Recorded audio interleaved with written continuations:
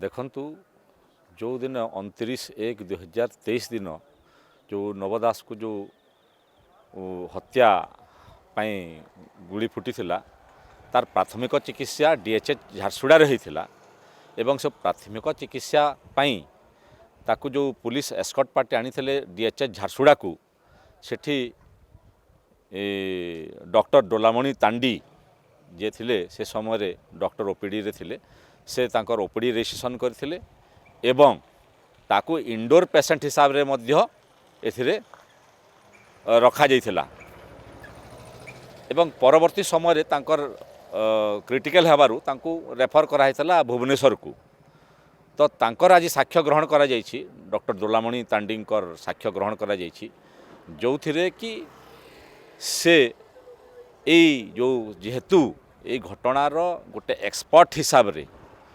doctor माने डोलामणि तांडी कर प्रथम एक्सपीरियंस रु जहाँ से तांगर इंजुरी रिपोर्ट अच्छी से इंजुरी रिपोर्ट कथा से दर्शाई थे कोर्ट रे एवं आमे तांकू जेरा करा हिथला एवं से जेरा रे बहुत गुड़े भाइटल पॉइंट आसीछि जोटा कि